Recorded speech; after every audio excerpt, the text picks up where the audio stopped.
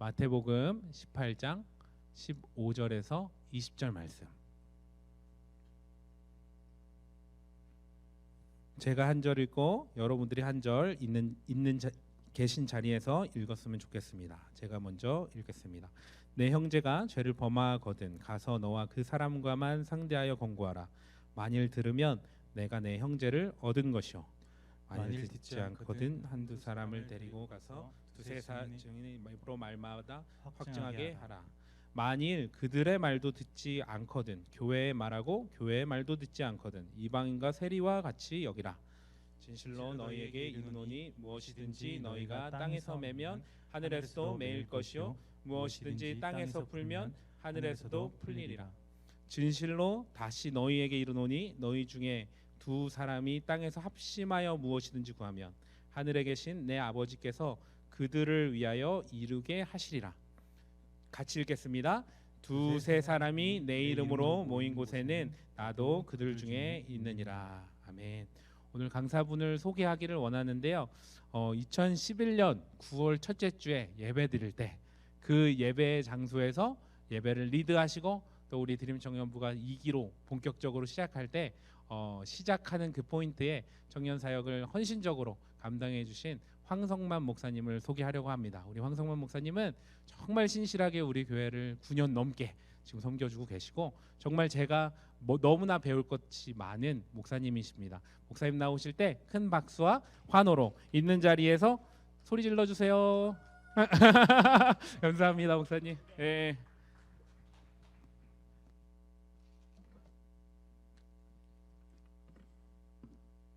네, 오늘도 여러 청년들에게 하나님의 은혜와 평강이 함께 하시길 바랍니다. 정말로 드림 청년부와 함께 이렇게 오늘 예배 드릴 수 있어서 감개무량합니다. 아까 말씀하시는 목사님께서도 설명해 주었던 것처럼 동부사랑교회 드림 청년부가 2011년도 8월 말부터 준비 모임을 갖고 2011년도 9월 첫 번째 주에 은혜채플에서 이 정도 인원이 모여서 기타 하나 갖고 찬양하면서 우리가 예배를 시작해서 지금까지 이어져 왔습니다.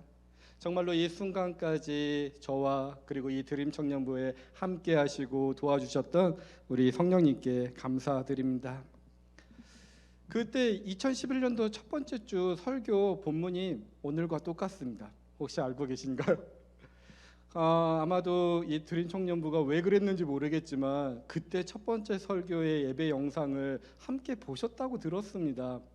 그래서 제가 이 본문을 선택하면 아실까 했는데 아무도 모르더라고요.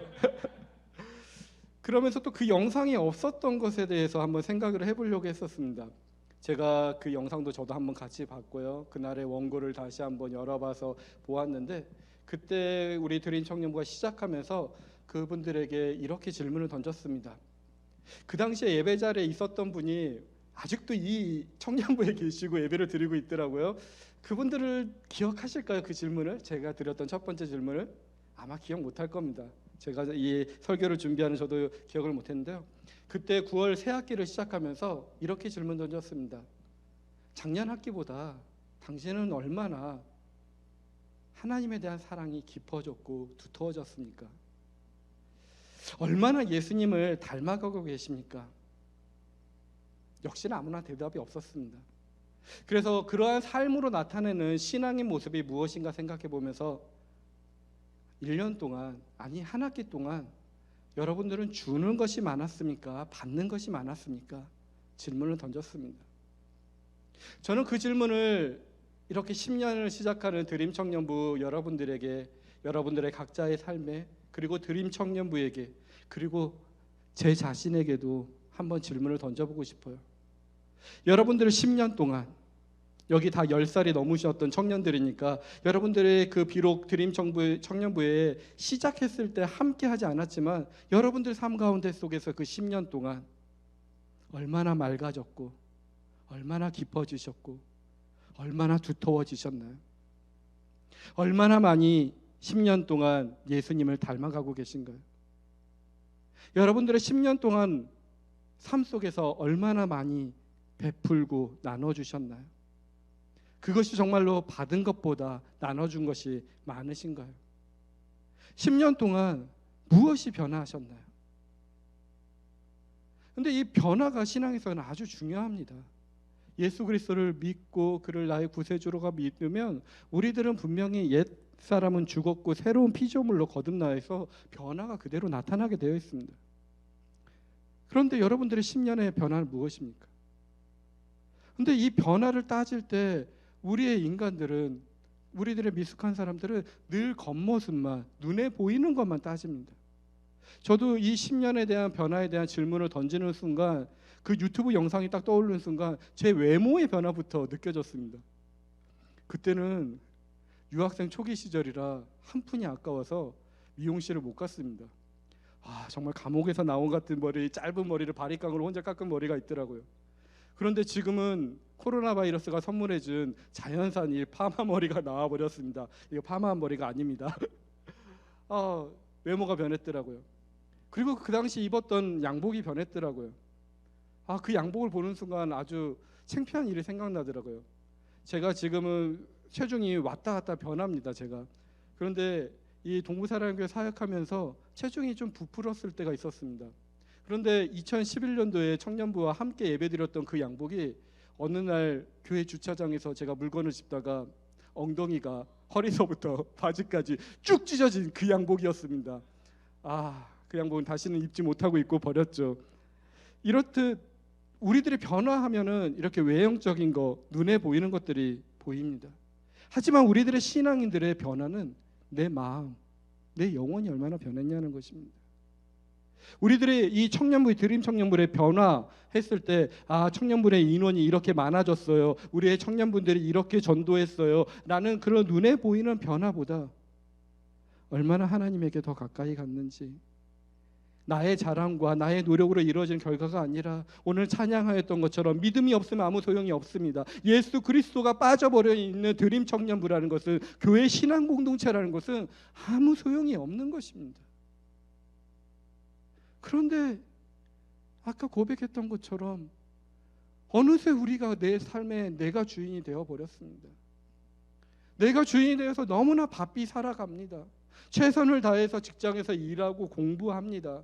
그리고 교회에서도 내가 해왔던 대로 최선을 다해서 섬깁니다. 그리고 예전에 써왔던 단어들을 그대로 얘기합니다. 구원도 얘기하고 은혜도 얘기하고 용서, 화해, 치유, 기도라는 단어를 우리가 너무나 많이 쓰고 있는데 그게 다 종교적인 언어로 남아버렸습니다. 내가 주인이 되었기 때문에. 그 순간 내가 주인이면 나의 평가 속에서는 늘 나는 평가를 후하게 쳐줄 것입니다. 그래도 잘했어. 이만하면 잘한 거지. 이 정도 변화 속에서 가졌으면 좋은데 우리는 하나님 앞에 서봐야 되는 것입니다. 우리를 구원해 주신 예수 그리스도 앞에 서봐야 되는 것입니다. 오늘 다시 한번 물어보시길 바랍니다. 내가 10년 동안 십자가에서 죽으시고 부활하신 예수 그리스도로 말미암아서 얼마나 구원의 능력을 경험했는지, 그 예수 그리스도로 말미암아서 얼마나 진정한 은혜의 감격이 있었는지, 예수 그리스도로 말미암아서 내가 도저히 용서할 수 없는 사람을 용서하여서 그 따뜻함을 누려봤는지, 그 예수 그리스도로 말미암아서 내가 도저히 가까이 갈 수 없는 그 친구나 가족이나 우리의 청년들과의 그 화해의 참된 기쁨을 누려봤는지 한번 물어보셔야 됩니다. 그러면 나의 영혼이 깊어진 것에 대해서, 두터워진 것에 대해서, 내 마음이 하나님과 더욱더 친밀해진 것에 대해서 발견하게 되실 것입니다. 오늘 저와 여러분들이 진지하게 하나님 앞에서, 나의 삶의 주인 되신 그분 앞에서 우리들의 10년의 삶을 질문을 던져보시는 저와 여러분이 되길 간절히 바랍니다. 하지만 우리들은 연약하여서 정말로 그 질문 앞에 속에서 부끄러운 대답뿐입니다. 하나님의 선하신 뜻에 따라 우리들의 좋은 대답을 하려면 오늘 여러분들에게 저는 꾸준함을 강조하고 싶습니다. 비록 눈에 보이는 결과물에 의해서 놓쳐버리는 것이 아니라 우리들의 삶 속에서 드러나 있는 숫자 때문에, 그 사랑대방의 세상적인 가치관 때문에 내가 꾸준히 지켜야 될 그 소중한 것을 놓쳐버리지 말라는 것입니다. 사실 세상적인 일도 여러분들 잘 알고 있습니다. 만리장성도 돌 하나를 쌓아서 시작된 것입니다. 꾸준합니다. 아주 미련할 정도의 꾸준함입니다. 위대한 미술 작품도 작은 붓질 하나에서 시작합니다.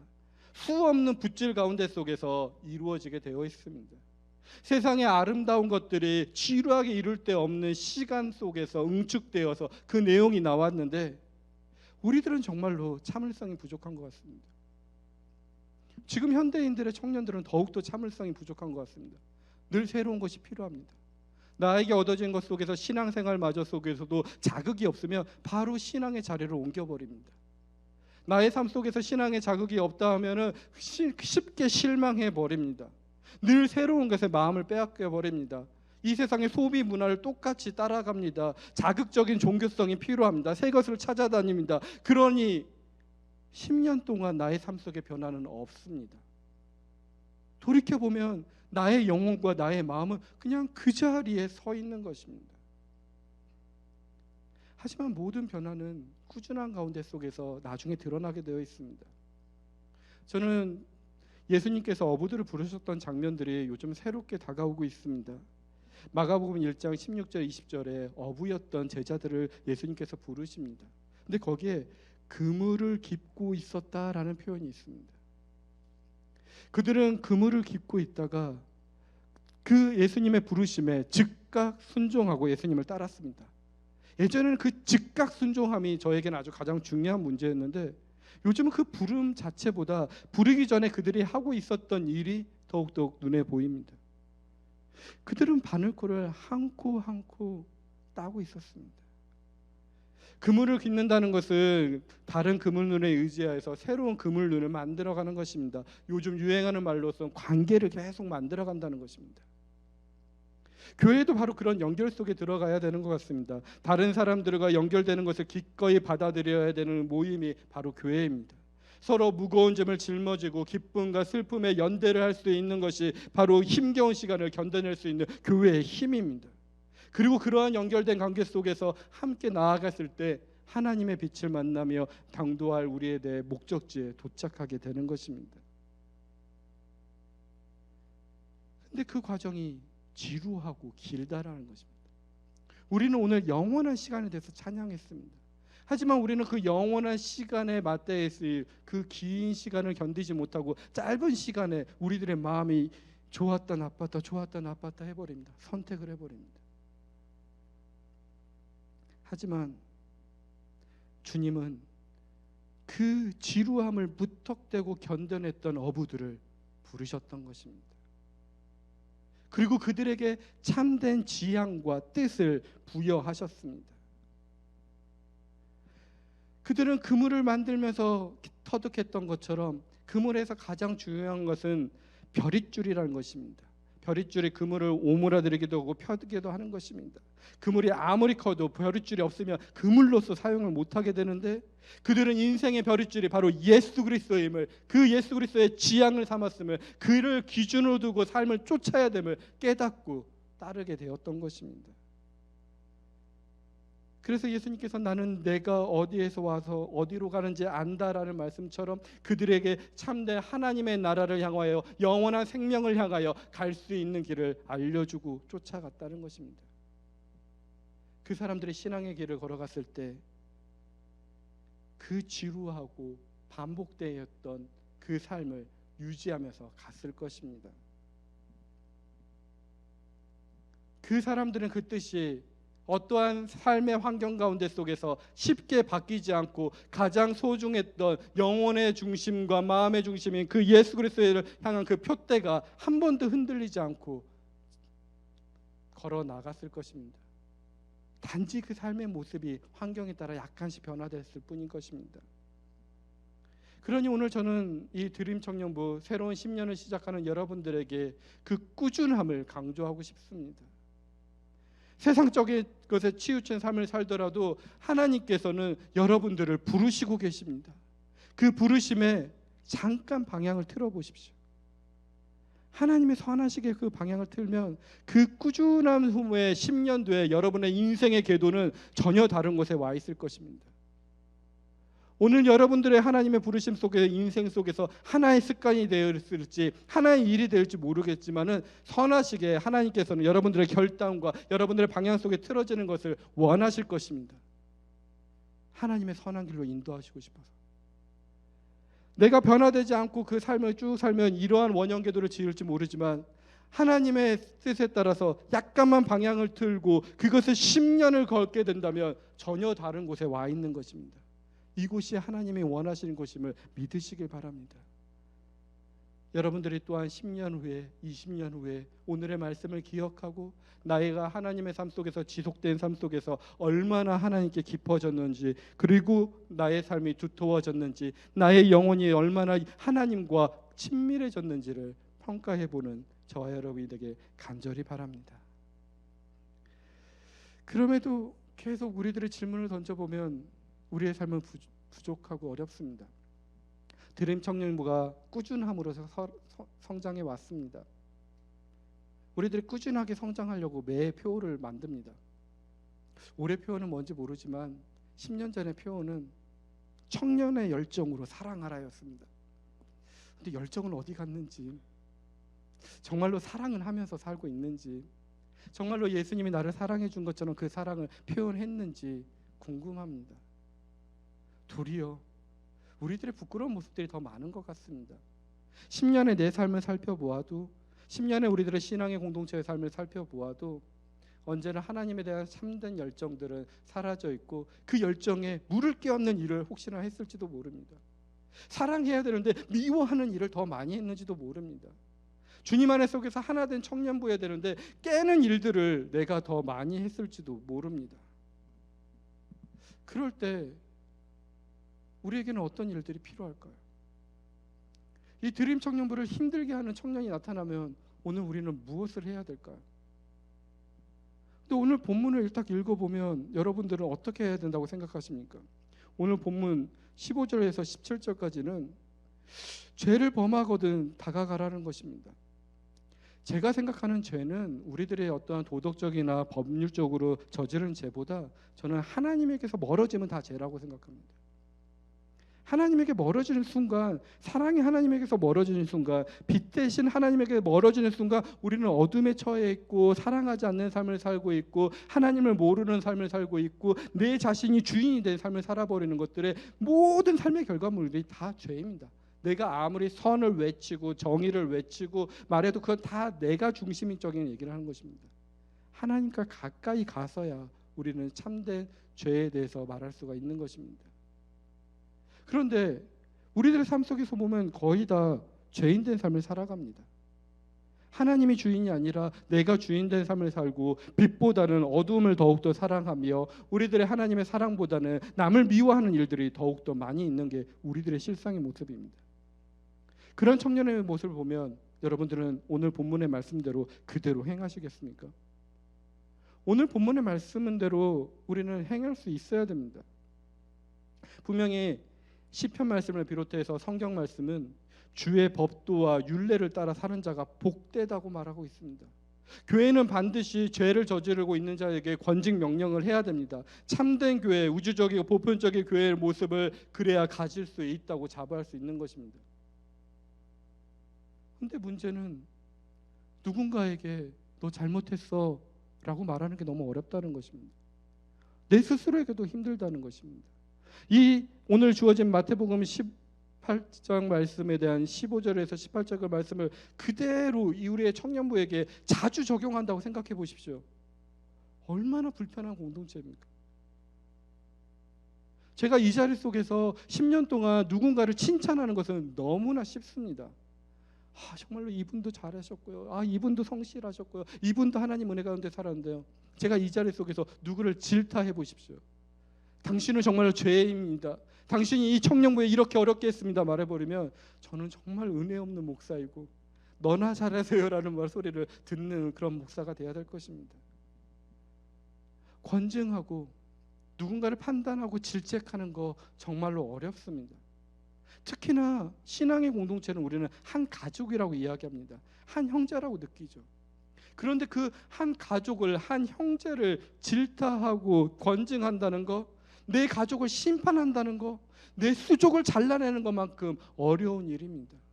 마음이 아픈 일입니다. 정말로 괴로움 없이는 행할 수 없는 일입니다. 하지만 오늘 말씀은 그것을 행하라는 것입니다. 이것이 없기 때문에 일전에 어떠한 신학자가 썼던 기고문 속에서는 한국 교회가 미국 교회가 망해가고 있다는 것입니다. 다 좋은 게 좋다고 무엇이든지 받아주고 있다 보니 지금 교회가 어디가 있는지 모르겠다는 것입니다. 하나님에 대한 선함에 대한 것들에 대한 생각과 하나님의 정의에 대한 것들의 모습이 없다라는 것입니다. 수긍할 만합니다. 하지만 너무 또 괴로운 것은, 그래서 정말로 정의감에 불타는 목사님과 성도들이 많은 교회 속에서 이 권증을 하는 것을 보는데 그 교회가 바로 서는 교회가 없습니다. 권증을 하는 순간 사사분열이 되고 사람들이 서로 그룹이 저어져 있고 서로 상처받았다 얘기하면서 교회는 분열되고 깨어져 버립니다. 너무나 오래 그 교회들은 다시 한번 새로워질 수가 없습니다. 그래서 저는 오늘 이 본문을 다시 한번 묵상하면서, 그리고 우리 드림 청년부가 나아갈 방향들을 묵상하면서 우리들이 어떻게 하는 것이 성경적이고 참 교회의 표준이 무엇일까 함께 나누고자 합니다. 그래서 오늘 주어졌던 15절에서 20절 말씀 속에서 세 구절을 한번 더욱더 집중적으로 묵상해 보려고 합니다. 첫 번째 구절은 17절입니다. 17절에 이렇게 기록되어 있습니다. 만일 그들의 말도 듣지 않거든 교회의 말하고 교회의 말도 듣지 않거든 이방인과 세리와 같이 여기라. 아멘. 이방인과 세리처럼 여기라는 것입니다. 유대인들에게 이방인과 세리는 어떤 존재였었나요? 여러분도 잘 알다시피 그냥 개처럼 취급했습니다. 사람이 아닙니다. 정말로 저주받은 사람으로 취급했습니다. 그래서 이 문장을 그대로 그냥 한번 그냥 우리가 읽어버리면, 죄를 지은 사람은 그냥 이방인과 세리처럼 여기라라는 것을 저주받은 자로 여기고 내치라라는 말로 우리는 바로 생각할 수 있습니다. 그렇다면 진짜 예수님께서 교회에서 어떤 수창금지의 명령을 받거나 교회의 이름으로 징계를 받은 자들을 개처럼 여기고 매몰차게 저주하고 내치라고 하셨을까요? 전 거기서부터 고민이 됐습니다. 아닐 겁니다. 그래서 한번 더 깊이 한번 묵상해 봤습니다. 여기서 중요한 관점은 우리들의 성경 말씀을 볼 때 생각하는 것처럼 말이라는 것입니다. 말은 맥락이 중요합니다. 누가 말했고 어떠한 맥락을 갖고 있고 어떠한 흐름 가운데 속에서 말하고 있는지를 잘 알아야 됩니다. 예를 들면 우리 한국에서 느꼈던, 다들 알고 있지만 한국에 안 사는 사람은 잘 모르지만 목욕탕에 들어가면 어르신들은 다 이렇게 합니다. 시원하다. 뜨거운 국물을 먹을 때도 시원하다. 이것을 한 번도 경험 못했던 아이들은 그 말만 듣고 시원한 줄 알고 그 뜨거운 물에 퐁당 뛰어듭니다. 믿을 놈 하나도 없구나 하면서 뛰쳐나오죠. 이것처럼 시원하다가 정말로 시원하다는 표현이 아닙니다. 외국인들이 한국에 가서 애 먹는다라는 단어가 정말로 낯설고 힘들다는 것입니다. 정말로 애를 먹는 줄 알고 그 맥락을 모르면 놀라버립니다. 근데 그러한 내용이 성경에도 진행됩니다. 오늘 말씀드렸던 것처럼 이방인들과 세리들은 정말로 저주받은 자들입니다. 그런데 오늘 이 복음서를 말하고 있는 주인공 마태가 이해하고 있는 이방인과 세리가 어떠했냐는 것입니다. 오늘 우리의 입장, 유대인들의 입장에서 이방인과 세리가 아니라 이 말을 하고 있는 마태의 입장 속에서 이방인과 세리가 어떠하냐는 것입니다. 앞에서 마태복음 8장부터 시작해서 추론할 수가 있는데 8장은 5장에서 7장에서 산상수훈이 끝나고 그리고 예수님의 치유 사건을 나타냅니다. 산에서 내려와서 정말로 하나님의 가르침을 말한 뒤에 예수님의 치유하는 대상을 급히 한번 읽어보십시오. 우선 나병 환자를, 그 다음은 이방인 백부장의 하인을, 그 다음은 베드로의 장모님을 치유하는 기사를 읽을 수 있습니다. 셋의 공통점은 무엇인가요? 유대인들의 생각에 전부 다 아웃사이더입니다. 부정하고 가망 없는 사람들입니다. 그런데 마태복음서의 기자는, 마태는 천국의 복을 가르치는 상상설교 직후 첫 번째 은혜 받는 사람들의 반열에 이처럼 가망 없는 아웃사이더를 올려놓았던 것입니다. 또한 세리는 어떤가요? 유대인들의 생각에 가망 없는 직종의 사람들입니다. 동족의 혈세를 빨아먹고 있는 흡혈귀와 같은 존재로 여겼습니다. 그런데 하나 더 생각해 보십시오. 이 마태복음을 쓰고 있는 마태의 직업이 무엇이었나요? 세리였습니다. 그렇다면 마태가 정말로 말하고 싶었던 이 구절의 의미는 이방인과 세리, 분명히 구원의 가망이 없는 자들입니다. 그러나 예수님을 만나서 위로받고 회복되어 제자가 된 사람들이라는 것을 명심하고 있었던 것입니다. 그렇기 때문에 17절의 말씀에 나오는 이방인과 세리처럼 여기라는 말씀은 교회에서 저주하고 내쫓으라는 말씀이 아니라 전혀 다른 뉘앙스로 읽을 수 있다는 것입니다. 악한 행실은 반드시 징계받아야 하지만 그 행실을 한 자들은 여전히 그리스도 안에서 회복의 가능성을 가진 자라는 것입니다. 그 가능성을 열어두라는 것이 17절의 말씀의 뜻인 것입니다. 오늘 드림 청년부 예배 드리시는 모든 청년들과 제가 다시 한번 생각해 보십시오. 우리도 마태 세리처럼 죄인이었습니다. 예수님의 전적인 은혜로 구원받은 자임을, 그 연약한 자임을 명심하시고 기억하시고 겸손하시길 바랍니다. 비록 나의 기준으로, 아니 하나님이 주신 기준으로 다른 사람을 평가했을 때 그가 도저히 용납할 수 없는 죄를 지은 사람마저도 여전히 그리스도 안에서 회복될 가능성을 가진 자라는 것을 명심하시길 바랍니다. 우리의 드림 청년부의 공동체에 오는 그 누구라도 하나님의 회복의 가능성을 가진 자라는 것, 이 세상에 만나는 그 누구도, 내 직장에서 만나는 나를 괴롭히는 자도, 학교에서 만나는 나와 원수된 그 자도 하나님의 회복을 누릴 수 있는 그 가능성을 가진 자, 하나님의 형상으로 지음받은 자녀로 대할 수 있는 저와 여러분이 되길 간절히 축원드립니다. 두 번째는 18절에 있는 말씀입니다. 18절에 진실로 너에게 이르노니 무엇이든지 너희가 땅에서 매면 하늘에서도 매일 것이요 무엇이든지 땅에서도 풀면 하늘에서도 풀리리라. 아멘. 이 말씀은 반복된 데가 있습니다. 마태복음 16장에 베드로가 신앙의 고백을 하고 하나님께, 예수님께서 칭찬하며 너에게 주신 천국의 열쇠를 갖게 된다 하면서 주는 말씀입니다. 근데 마태복음 16장 19절에 이 동일한 말씀이 반복되는 것 가운데 속에서 18절은 천국의 열쇠가 베드로 한 사람이 아니라 우리 모든 교회 구성원에게 이 열쇠가 열렸다는 것입니다. 오늘 저와 여러분들 그 누구에게도 이 천국의 열쇠가 주어졌음에 감사하시길 바랍니다. 우리가 이 땅에서 풀면 하늘에서도 풀릴 것입니다. 우리가 이 땅에서 좋은 나의 이웃들을 용서하시며 하늘에서도 용서함에 대한 관계를 맺을 것입니다. 오늘 우리가 이 땅 속에서 하나님의 사랑의 씨앗을 뿌린다면 우리도 하늘에서도 그 하늘의 씨앗의 성령의 열매를 누리며 함께 살아갈 것입니다. 그 가능성을 저와 여러분들 모두가 가졌음을 믿으시길 바랍니다. 그런데 이 약속을 언제나 나에게서 적용되는 것이 아니라 권징으로도 또한 사용해야 되는 것입니다.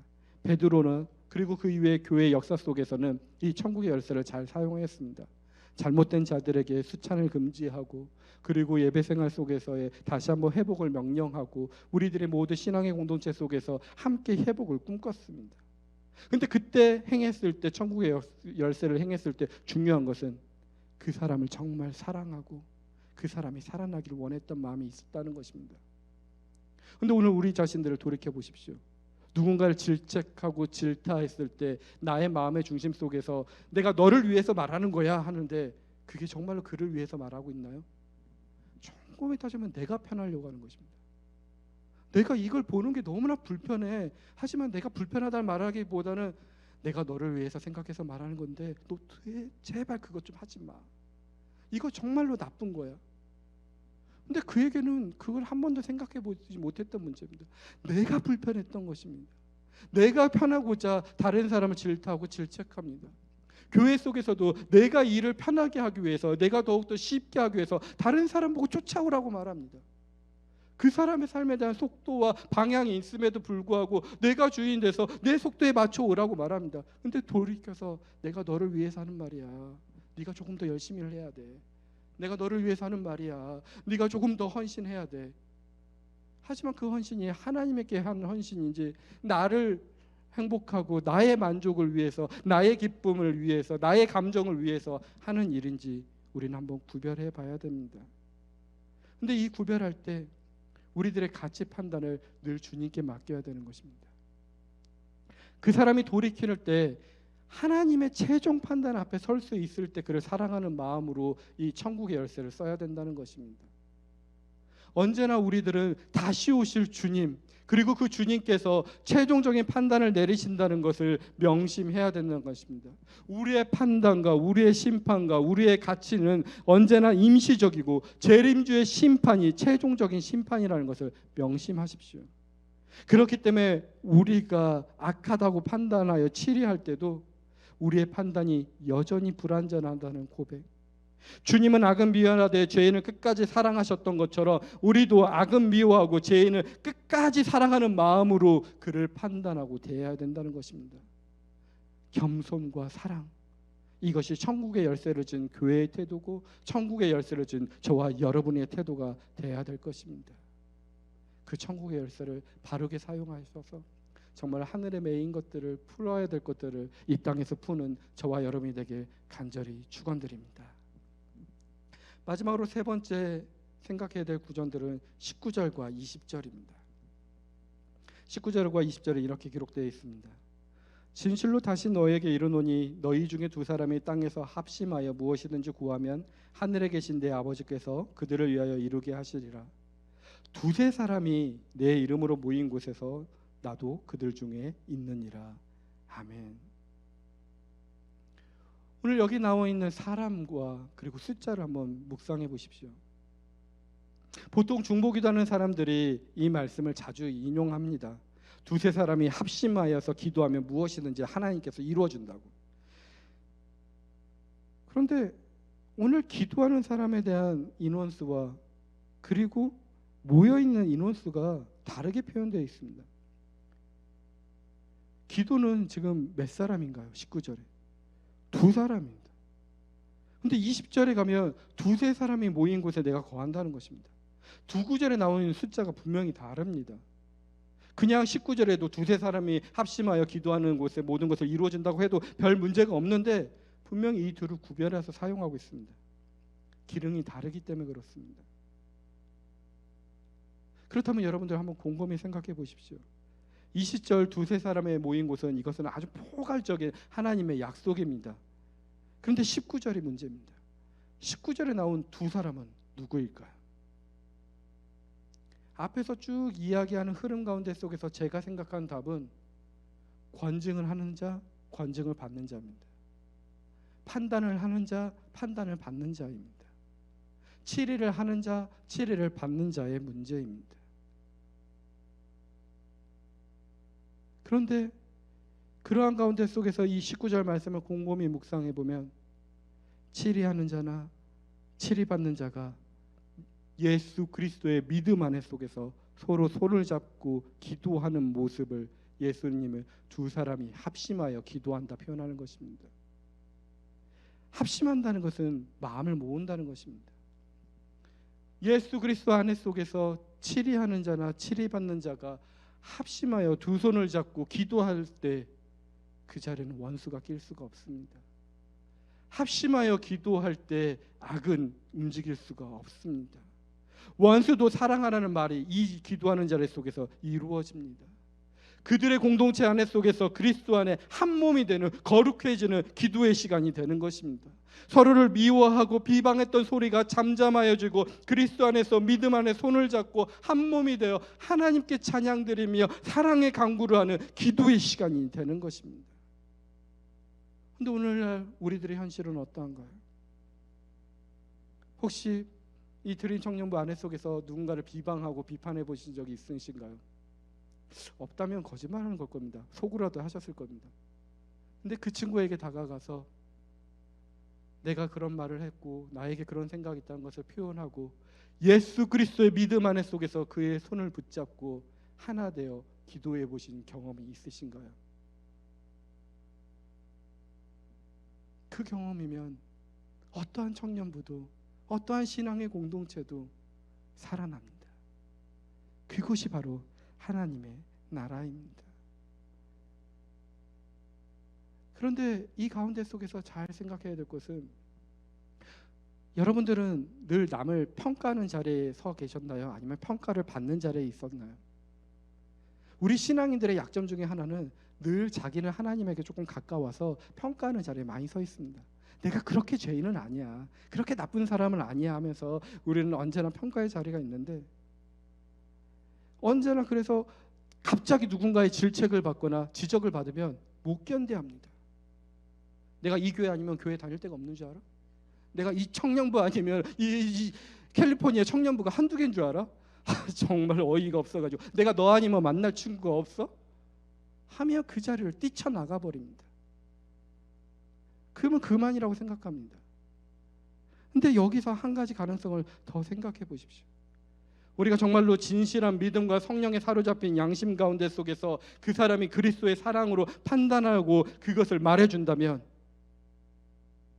그것을 정말로 내 마음에 받아들인다면, 오늘 말씀처럼 너희 중에 두 사람이 합심하여 무엇이든지 구하면 하늘에 계신 내 아버지께서 그들을 위하여 이루게 하시리라 라는 그 놀라운 축복이 그 말하는 자나 그 지적을 받는 자에게 임한다는 것입니다.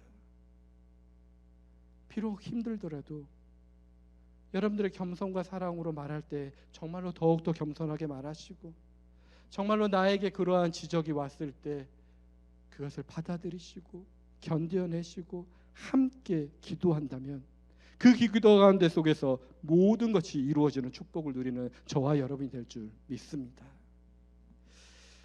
말씀을 마무리하고자 합니다. 제가 생각하는 참된 교회는 바로 이런 것입니다. 예수 그리스도의 복된 약속을 믿는 믿음 가운데 속에서 악을 멀리하면서 내 형제를 내 몸같이 사랑하는 것, 그것이 참된 교회의 모습입니다.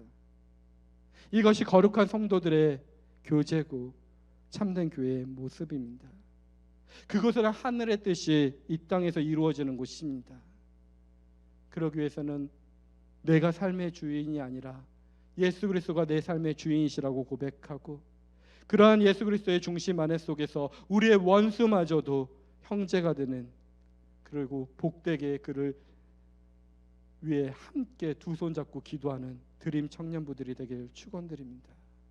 마지막 구절을 꼭 명심하시길 바랍니다. 20절에 두세 사람이 내 이름으로 모인 곳에는 나도 그들 중에 있느니라. 아멘. 그렇습니다. 우리들이 한평생 동안 영원한 생명이신 그 생명을 주신 예수 그리스도와 함께 있어야 됩니다. 그곳에 모여 있어야 됩니다. 그리고 우리가 어떠한 사랑들인지 그 주님께서 나와 함께 계심을 믿으시길 바랍니다. 앉으나 서나 울거나 웃거나 심지어 사나 죽나 그 모든 것에 주님은 항상 함께 계십니다. 그러므로 2020년 10살이 되는 드림 청년부의 신앙 공동체에도 함께 하실 거고, 20년에도 30년에도 영원한 생명 동안 주님은 함께 하실 것입니다. 그러니 우리는 다시 한번 시작해야 됩니다. 쉬지 말고 모든 시공을 뛰어넘는 여러분의 곁에 계시는 그분께 진심으로 기도하십시오. 홀로 기도하는 것이 아니라 여러분들이 미워하고 도저히 용서할 수 없는 그분의 손을 붙잡고 기도하십시오. 무엇을 하든지 사람에게 하듯 하지 마시고 마음을 다하여 주께 하듯 하십시오. 주님께서 반드시 달고 좋은 결실을, 모든 것들을 이루실 것입니다. 하나님 앞에서 진심으로 용서를 구하고 화해하며 기도할 수 있는 자가 구할 수 있는 내용은 사랑밖에 없습니다. 그리고 이루어지는 것도 사랑밖에 없습니다. 사랑의 하나님이 저와 여러분과 이 드림 청년부에 영원히 함께 하십니다. 그 사랑을 누리시는 저와 여러분이 되길 간절히 바랍니다. 오늘 말씀을 기억하며 우리 함께 기도로 나아갔으면 좋겠습니다.